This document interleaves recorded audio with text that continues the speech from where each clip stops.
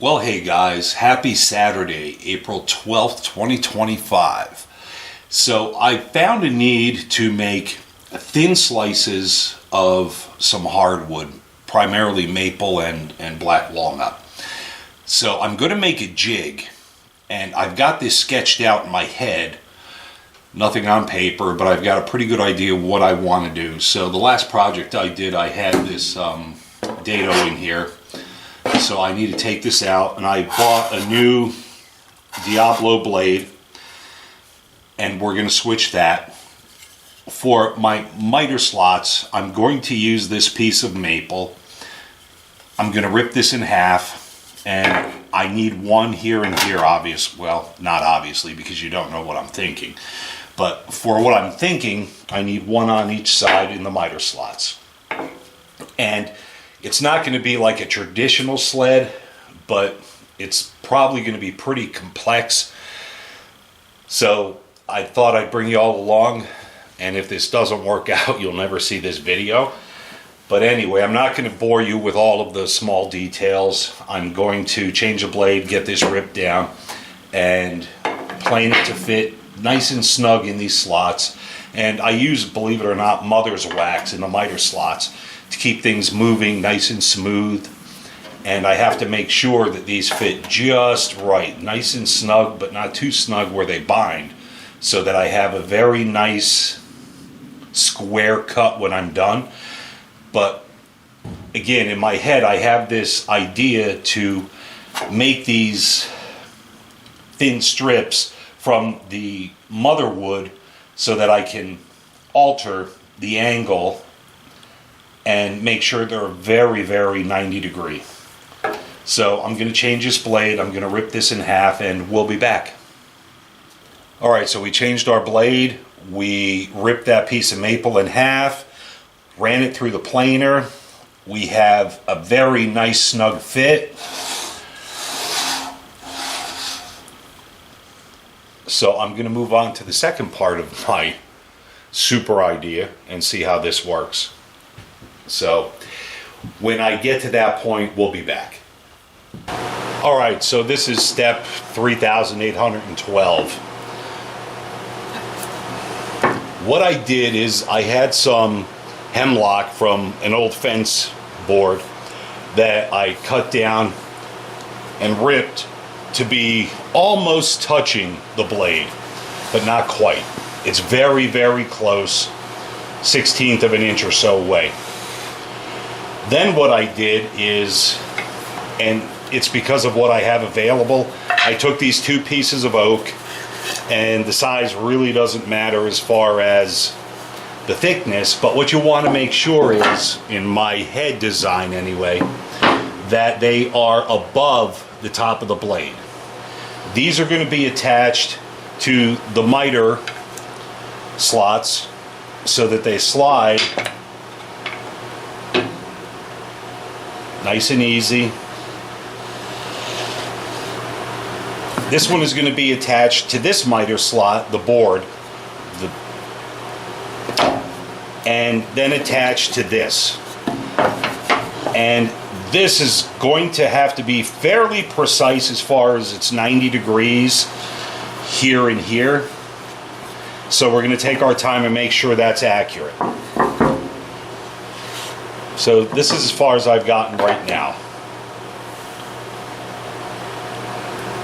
So let's get a little further and we'll be back.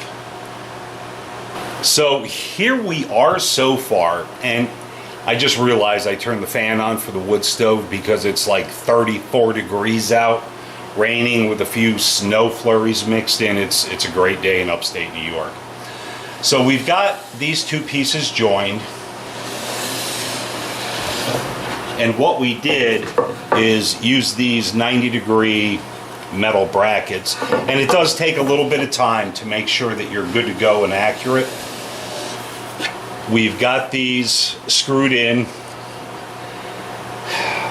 I love glue, but screws are forever unless you take them out or they break.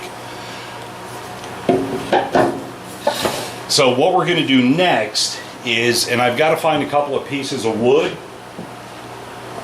we're going to put 2 cross pieces on top.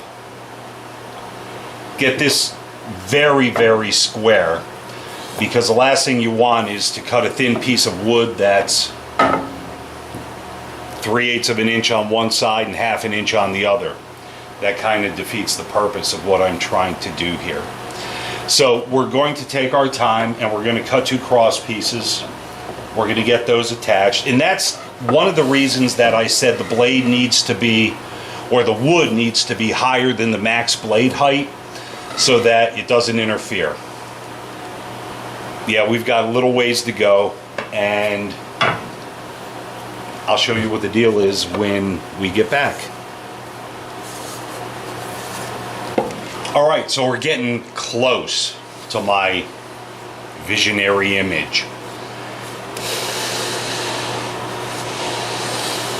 And again, this blade is as high as it can go, and it's definitely got enough clearance from my 2 perpendicular pieces. And yeah, there's still more to go. Here is the bottom piece, which is going to hold the piece of wood that you're going to cut a thin strip from. And I got to tell you, I've been very busy, fire and in the house and blah, blah, blah. So I'm not sure if I mentioned, but I use these 90-degree metal brackets, joiners, just to keep this intact. I thought about it and I was going to just drill through here and connect it, but I thought, you know what, with warpage and so forth, it's going to possibly be a problem. This is a bit flexible, which is okay, because when you see how I'm going to hold down the piece that I'm going to cut, it's going to press this against the table saw top, and it's going to work. And I thought I would mention that these are the screws that I use for this kind of stuff. They've got this small head. I do pre-drill everything, especially in hardwood, and they're a Torx bit, and they work phenomenally. I've got 1.5 inch, 2 inch, 1.25 inch, 2.5, 3 inch in this. I use them for all kinds of stuff. They're perfect for this kind of application.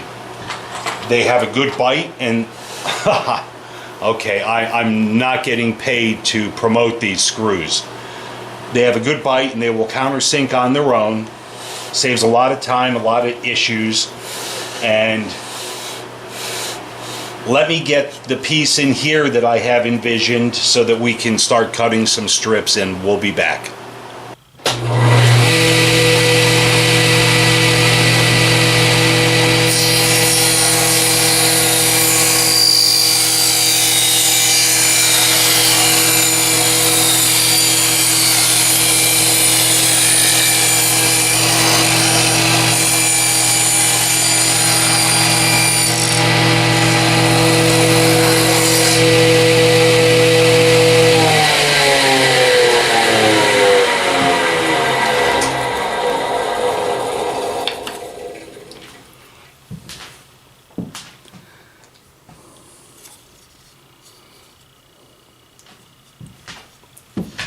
So this piece turns out, and I didn't measure anything, this is actually the first cut that I've made with this jig, but this is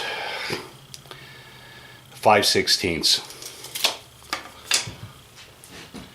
It would be easier to get a thinner cut, but I'm going to show you my issue. And I'm going to post this anyway so I can show you my semi-failure. And maybe you can make a comment and tell me what you would do. Alright, so I showed you most of this build. I put this cross piece in to keep things square, and because of these 2 pieces here and the one on the back here, this kind of wanted to zigzag a bit. So I cut this piece of maple, screwed it down, and now it's nice and square and very tight.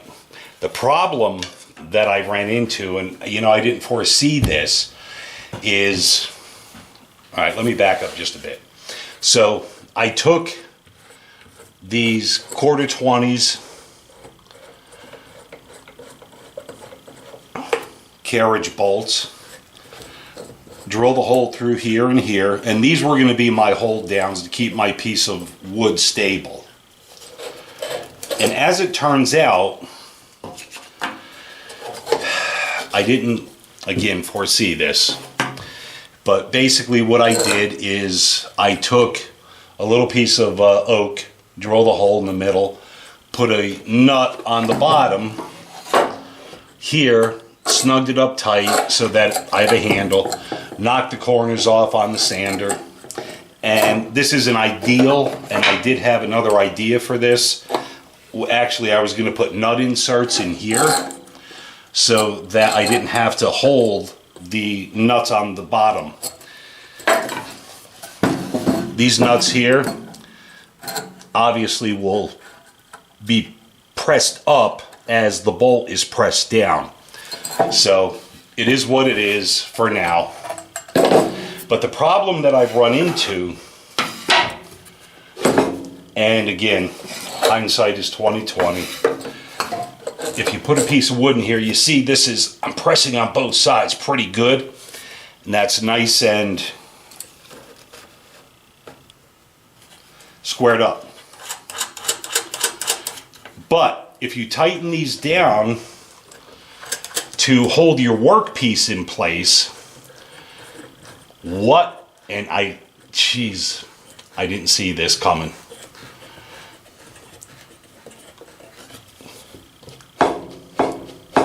It pushes down my bottom board and allows this to pivot. It's not 90 degrees anymore because of the downward pressure. And I'll show you real quick here what I'm talking about. So this is what I was saying. If anybody's got any ideas, I'd love to hear them. So basically what that's doing is pressing down on this board and bowing it this way to make the jig lift off of the table. So yeah, that's where I'm at. And I have a couple of ideas, but I thought that I'd post this video and see if anybody's got a better idea than me, because I'm by no means a super genius. And what I thought might be a fix is a piece of sandpaper on my sacrificial board or a piece of wood to go underneath these bolts to press down and hold everything snug. And that's how it was set up when I just cut this piece. But that's kind of cumbersome, and I was hoping to be able to put this down if this was my work piece, and then put another board on top of it and just tighten it down and run my cuts. So yeah, if you've got any ideas, I'd love to hear them. Truly, I would. And if you made it through the video this far, I appreciate your time and thanks for watching. And it's not yesterday anymore, it's today, and it's Sunday, April 13th, 2025. So guys, enjoy your day, what's left of it, and help me out. Talk soon. Take care. Sorry, I thought I was done, but just in case I didn't mention it, because this video has spanned 2 days, the entire reason for this endeavor is to be able to cut real thin pieces of wood very safely. No kickback, none of that stuff, no fence involved. So yeah, any ideas, hit me up in the comments. Again, I'd love to hear from y'all. Thanks guys, take care.